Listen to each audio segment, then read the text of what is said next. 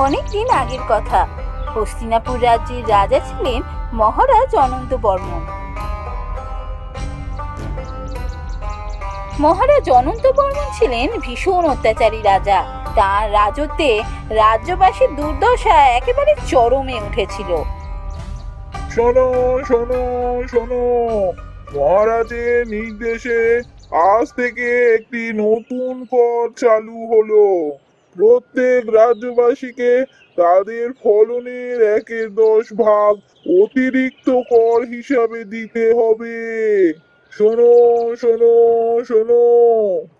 দেখেছ, আবার একটা কর কেমন ভারী চাপিয়ে দিল। এই খাজনা দিতে দিতে ফতুর হয়ে যাচ্ছি, আবার কর দিতে হবে। আমাদের কাছে তো আর কিছুই বাঁচবে না দেখছি। যতদিন এই রাজা আছে আমাদের এভাবেই ভুগে যেতে হবে।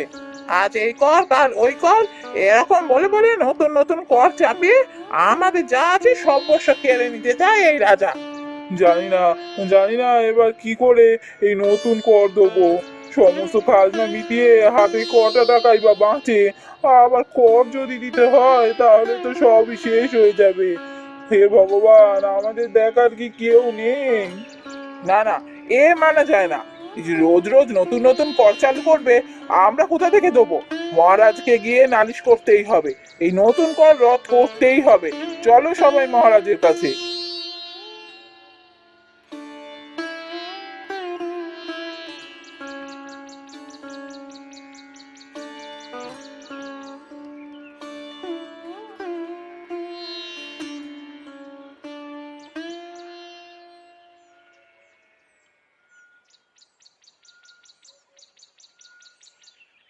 রাজ্যের উন্নতির জন্য এই কর চালু হয়েছে। যুদ্ধে অনেক ক্ষয়ক্ষতি হয়, সেই ক্ষয়ক্ষতি পূরণ করার জন্য এই কর চালু হয়েছে। রাজ্যে সবাইকে এই কর দিতে হবে। রাজার কথা না মানা মানে রাজদ্রোহী হওয়া, আর রাজদ্রোহী হলে তার শাস্তিও পেতে হবে।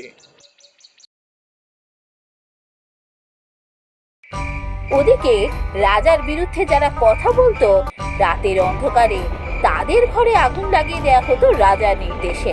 রাজার অত্যাচারে একেবারে অতিষ্ঠ হয়ে উঠেছিল রাজ্যবাসী। এইভাবে দিন কাটছিল। একদিন রাজ দরবারে উপস্থিত হলেন এক সাধু বাবা।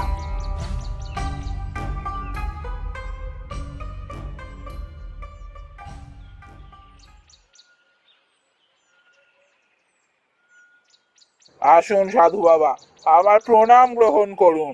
বলুন, আমি কি করতে পারি? না মহারাজ, আমি এখানে বসতে আসিনি। আপনার অত্যাচারে রাজ্যবাসী অতিষ্ঠ হয়ে উঠেছে, আমি তার প্রতিবাদ করতে এসেছি। আপনি খুব বড় ভুল করছেন। এরকম ভাবে অত্যাচার করতে থাকলে এর জন্য বড় শাস্তি পেতে হবে আপনাকে। এ আপনি কি বলছেন সাধু বাবা? আমি অত্যাচার করি রাজ্যবাসীর ওপর? আমি রাজ্যবাসীকে ভালোবাসি। রাজ্যবাসী আমার সন্তান সম। আমি কি তাদের ওপর অত্যাচার করতে পারি? রাজ্যবাসী আমার রাজত্বে সুখেই দিন কাটাচ্ছে বাবা। আপনার কোথাও ভুল হচ্ছে। আপনার রাজত্বে যদি রাজ্যবাসী এতই সুখে থাকবে, তাহলে রাজ্যবাসীর এই দুর্দশা কেন? এই দুর্দশা আপনার চোখে পড়ে না? সাধু বাবা, আপনি কি বলছেন কিছুই বুঝতে পারছি না। কোথায় কষ্ট? কেউ কষ্টে নেই। আমার মনে হয় আপনি ক্লান্ত। আপনার শরীর ভালো নয়, তাই এইসব মনে হচ্ছে। আপনি অন্দরমহলে চলুন, খাওয়া দাওয়া করে বিশ্রাম নিন, তারপর রাজ্য পরিভ্রমণে বেরোবেন। দেখবেন কাউকে আপনি কষ্টে দেখতে পাবেন না, সবাই সুখেই আছে। কি বললেন? আমি ভুল বলছি? ঠিক আছে, আপনার রাজ্যবাসী আপনার সন্তান তুল্য। যদি কোনো রাজ্যবাসী কষ্টে সত্যি থেকে থাকে, তাহলে আপনার সন্তান অন্ধ হয়ে যাবে। এটা আমার অভিশাপ। সাধু বাবার অভিশাপে রাজকুমারী সঙ্গে সঙ্গে চোখের দৃষ্টি হারালেন। রাজকুমারীকে সুস্থ করতে দেশ বিদেশ থেকে বৈদ্য এলো, কিন্তু কেউই কিছু করতে পারল না।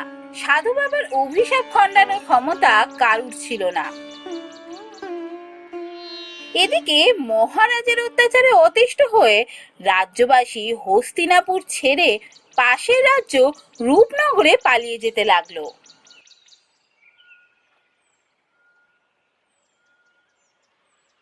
আরে ও দাদা, দাঁড়ান দাঁড়ান, কোথায় যাচ্ছেন? আগে আমরা আমরা তো এই রাজ্যে নতুন এসেছি, এই কাজের সন্ধানে ঘুরে বেড়াচ্ছি। এই রাজ্যে কাজের সন্ধানে? কেন, আপনারা কোন রাজ্য থেকে এসেছেন? আগে আমরা হস্তিনাপুর রাজ্য থেকে এসেছি। কেন, আপনাদের রাজ্যে কি কাজ পাওয়া যাচ্ছে না যে আপনাদের রাজ্য ছেড়ে পাশের রাজ্যে আসতে হলো? আর বলবেন না, আমরা রাজ্য ছেড়ে বাইরে এসেছি। ওরে বাবা, রাজা তো নয়, একটা পিশাচ আমাদের সব কিছু কেড়ে কুড়ে নিয়ে নিচ্ছে। ও রাজ্যে এখনো মানুষ বাঁচতে পারে না। সে কি কথা, রাজার অত্যাচারে রাজ্যবাসী পালিয়ে যাচ্ছে? এ আবার কেমন রাজা? আরে হ্যাঁ, শুনেছি এক সাধু বাবা নাকি এসে অভিশাপ দিয়ে গেছে, আর তার জন্য রাজকুমারী নাকি অন্ধ হয়ে গেছে। কিন্তু তাদের আমাদের কি হলো বলুন দেখি? আমাদের ওপর তো সেই অত্যাচার একই চলতে লাগলো, তাই বাধ্য হয়ে রাজ্য ছেড়ে বাইরে এলাম। শুনেছি আমাদের রাজা নাকি খুব ভালো, খুব বড় মনের মানুষ, খুব দয়ালু, তাই এ রাজ্যে চলে এলাম। যদি একটা কাজকর্ম কিছু পাই, এ রাজ্যে থেকে যাব, ও রাজ্যে আর ফিরবো না। এই রাজ্যের রাজা ভালো কি ভালো নয় সেটা তো আপনারা রাজার সাথে দেখা করলেই বুঝতে পারবেন। যান, আপনারা মহারাজের সাথে গিয়ে দেখা করুন, আপনাদের সমস্যার কথা বলুন। মহারাজ আপনাদের নিশ্চয়ই কোনো ব্যবস্থা করবেন। আগে আগে আমাদের ভয় হয়, রাজার সামনে গিয়ে দাঁড়াবো কেমনে, ভয় লাগে বড্ড, তাই যাইনি। কি বলছেন, এত সাহস করে রাজ্য ছেড়ে পালিয়ে এলেন, আর এইটুকু সাহস করে রাজার কাছে যেতে পারছেন না? একে পাইলে কি আর সাধে, বাধ্য হয়ে পাইলে এসছি, কিন্তু রাজার কাছে যাব? কোনো ভয় নেই, আপনারা যান মহারাজের কাছে, মহারাজ আপনাদের নিশ্চয়ই কোনো ব্যবস্থা করে দেবেন। বলি, কাজ না পেলে রাজ্যেই বা বাঁচবেন কি করে?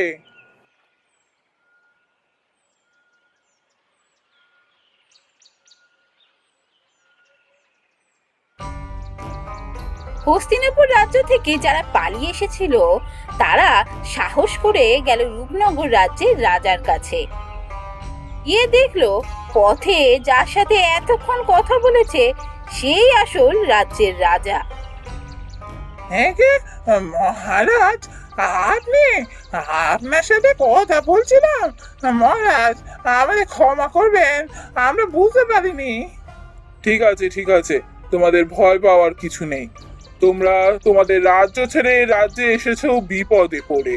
রূপনগর রাজ্য কখনো কোনো বিপদে পড়া মানুষকে ফিরিয়ে দেয়নি, তাই তোমরা নিশ্চিন্তে এ রাজ্যে থাকতে পারো। কিন্তু মহারাজ, আমরা থাকবো যে, আমাদের তো কিছু করে খেতে হবে, আমাদের যদি একটা ব্যবস্থা করে দেন। ঠিক আছে, আমি তোমাদের প্রত্যেককে একটা করে ঘর এবং কিছুটা করে জমি দেবো। 2 বছরের জন্য করও মুকুব করলাম। তোমরা যাতে এ রাজ্যে শান্তিতে বাঁচতে পারো তার সমস্ত ব্যবস্থা আমি করব। মহারাজের জয় হোক। সত্যি মহারাজ, হস্তিনাপুরে যদি আপনার মতো রাজা থাকতো, হস্তিনাপুরের সমস্ত মানুষ বেঁচে যেত। ঠিক আছে, তোমরা এবার এসো। মহামন্ত্রী, আজ্ঞা করুন মহারাজ। সেনাপতি কোথায়? সেনাপতিকে ডেকে পাঠান, যুদ্ধের প্রস্তুতি নিতে হবে, আমরা হস্তিনাপুর রাজ্য আক্রমণ করব। রূপনগর রাজ্য হস্তিনাপুর রাজ্য আক্রমণ করল। ওদিকে হস্তিনাপুর রাজ্যে রাজ্যবাসীর পালিয়ে যাওয়ার জন্য রাজ্যের কোষাগার প্রায় শূন্য। হস্তিনাপুরের রাজার কাছে না আছে অর্থ, না আছে লোকবল, সৈন্যদের অবস্থাও খারাপ, তাই তিনি যুদ্ধ না করে বিনা যুদ্ধে হার স্বীকার করলেন রূপনগর রাজ্যের কাছে। আমি বুঝেছি, রাজার আসল ধন সম্পত্তি হলো রাজ্যবাসী। রাজ্যবাসীর ওপর অত্যাচার করলে কোনো রাজাই রাজত্ব টেকাতে পারে না। আমি আমার ভুলেই আমার সব কিছু হারালাম। প্রজাদের উপর অত্যাচার করার জন্যই আপনার এই অবস্থা। আপনাকে কারাগারে বন্দি করা হলো, আপনি রূপনগর রাজ্যের এখন বন্দি।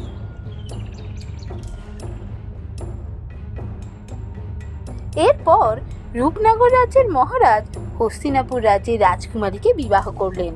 বিবাহের পরই রাজকুমারীও তার চোখের দৃষ্টি ফিরে পেল। রূপনগর রাজ্যের রাজা দুই রাজ্যে একই সাথে রাজত্ব করা শুরু করলেন, আর প্রজারাও একজন প্রজাবৎসল রাজা পেয়ে সুখে শান্তিতে দিন কাটাতে লাগলো।